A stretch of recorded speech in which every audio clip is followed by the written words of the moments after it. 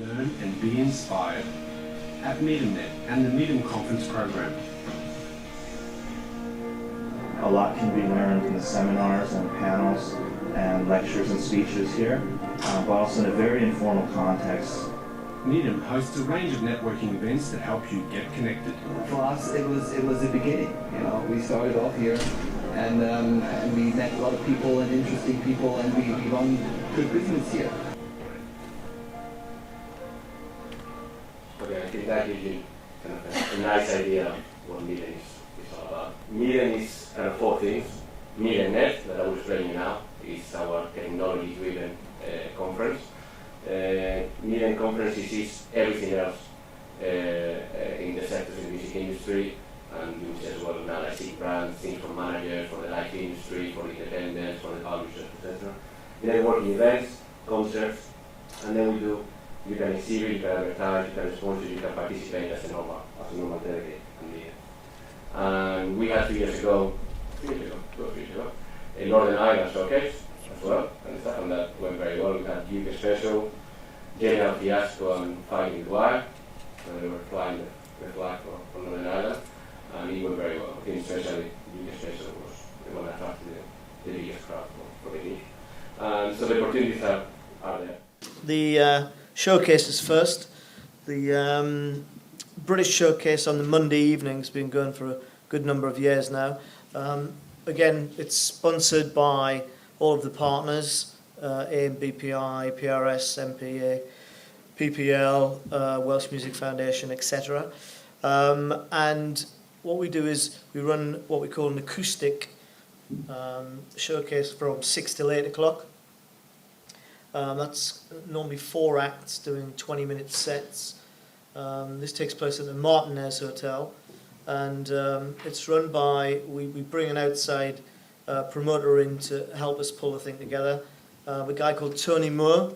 He puts together a list of recommended artists that we all then have a look at and consider, and we try and put on a good up-and-coming sort of new talent, for want of a better word, show on that early part of the evening. Over the last few years, we've had Amy Winehouse headline the show on the year that she was just releasing Back to Black. The album had just come out in the UK just prior to Christmas, and then she did the MIDEM show prior to it being released in Europe and North America. Then she came to New York with us, and then down to Austin and Los Angeles. So we've had a lot of big acts doing it over the year. What we try and do is put on a headline act that's got a reason to be doing it, as I say, but they're going to help draw in the crowds for the other 3 acts that are on the bill as well that night. So it's definitely worth applying for that. And again, if you're successful, you will get all your costs covered from an accommodation, transport, per diems, etc. If you do want to apply for that and you're successful, you can again apply through the PRS Foundation for a grant to try and help you get down there. So it's definitely worth thinking about. But ultimately, it's down to the artist, the music, and the application, because the panel that chooses are professional people. You've got Radio 1 people in there, you've got promoters in there, you've got agents in there. So you've got, experienced people who are looking at these applications and saying, yeah, the music's great, but actually they're not quite ready to travel all the way to Austin yet. Another year down the line, and there could be perfect timing, because they've only just released their first single. They haven't done this, they haven't done that.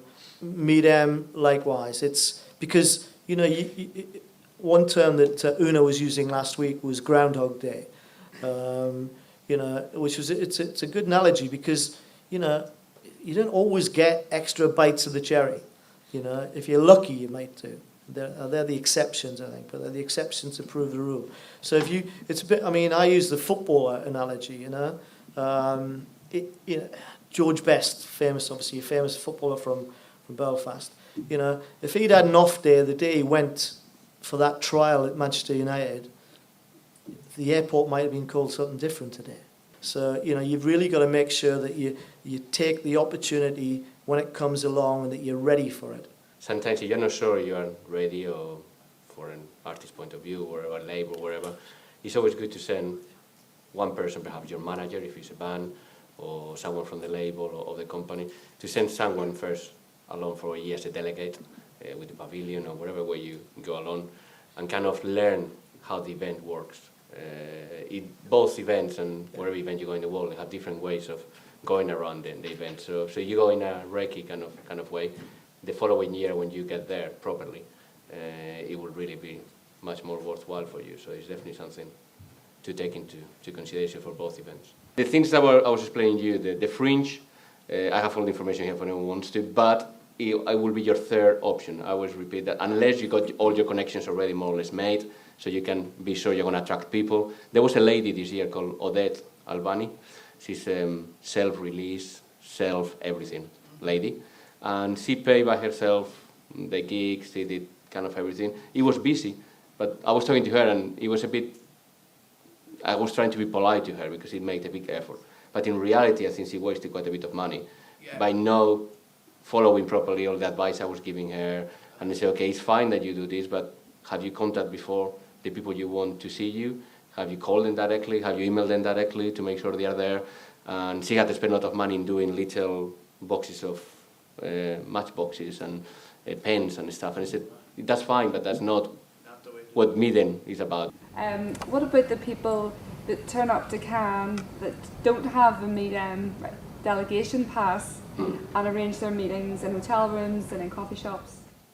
I would say Anybody that does that? Oh, of course not. I heard the UK are quite fond of doing that. Yeah, I have to say it's one of the situations you will always get people like that. But you cannot get into the main hotels during the day, you don't have the official badge. You cannot get into the showcases, official showcases, without your badge. And you cannot get the conferences, you cannot get the kind of the database access. So I would say, when I found some people I know them because I've been working in the industry before working for MIDEM in a UK company for quite a while, so some of them are all suppliers of mine and labels, and I found them without the badge, and they say, what are you doing? And they're like, oh, we know everybody, why I'm going to do it? And I would say, like, no, you don't know everybody. Precisely, the industry is changing, and you know the same people you knew 20 years ago, but you don't know any of the new players, any of the new labels, and stuff. So people can do that, but of course they're not going to get not even 5% out of MIDEM that they could be getting if they are there and they get access to the database and the whole thing. So yeah, definitely no.